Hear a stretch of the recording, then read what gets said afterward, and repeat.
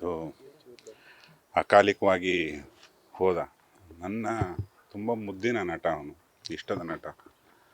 ನಾನು, ರಕ್ಷಿತ್ ಅವರು, ಜಗ್ಗೇಶ್ ಅವರು ಮತ್ತು ಸಮಸ್ತ ಝೀ ಬಳಗದವರು ತುಂಬ ಖುಷಿ ಅವನು ಅಂದರೆ. ನಮಗೆ ಯಾವುದೇ ಹಿನ್ನೆಲೆ ಇಲ್ಲದೆ ಒಂದು ಕರಾವಳಿಯ ಈ ಭಾಗದಿಂದ ಬಂದು ಅಷ್ಟು ಹೆಸರು ಮಾಡಿದ್ದ ಆ ವೇದಿಕೆಯಲ್ಲಿ ಪ್ರಕೃತಿ ಕರೆದಾಗ ಹೋಗಬೇಕು, ಎಲ್ಲರೂ ಹೋಗಬೇಕು. ಬಟ್ ಇಷ್ಟು ಬೇಗ ಕರೆಯುತ್ತೆ ಪ್ರಕೃತಿ ಅಂತ ನಾವು ಯಾರೂ ಅಂದ್ಕೊಂಡಿರಲಿಲ್ಲ.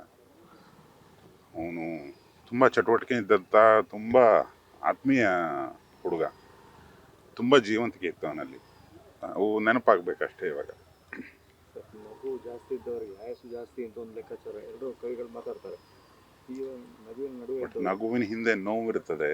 ಆ ನೋವಿನ ಪ್ರಮಾಣಗಳು ಒಬ್ಬೊಬ್ಬರಲ್ಲಿ ಒಂದೊಂದು ಥರ ಇರ್ತದೆ. ಅದು ತುಂಬ ಯಾವುದೇ ಹಿನ್ನೆಲೆ ಇಲ್ಲದಂಥ ಬಂದು ಅವ್ನು ಬದುಕು ಕಟ್ಟಿದ್ದೆ ತುಂಬ ದೊಡ್ಡದು. ಪಾಪ ಏನು ನೋವಿತ್ತು, ಅದು ಯಾಕೆ ಆ ನಿರ್ಧಾರ ತೊಗೊಳ್ತವನ ಹೃದಯ ಅವನಿಗೇ ಗೊತ್ತಿರಲ್ಲ. ಅವನ ಸಾವು ಅವನಿಗೇ ಗೊತ್ತಿಲ್ಲ.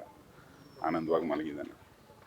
ಅವರ ಒಂದೇ ಒಂದು ಧ್ಯೇಯ ಇದು ತಂಗಿಯ ಮದುವೆ ಅಂತೇಳಿ, ಅದನ್ನು ಮಾಡ್ಲಿಕ್ಕೆ ಆಗಲಿಲ್ಲ ಅಂತೇಳಿ ಎಲ್ಲರೂ ಹೇಳ್ಕೊಟ್ಟಿದ್ರಂತೆ. ತಂಗಿಯ ಮದುವೆ ಜೊತೆಗೆ ಆತನಿಗೆ ತಂದೆ ಇರಲಿಲ್ಲ.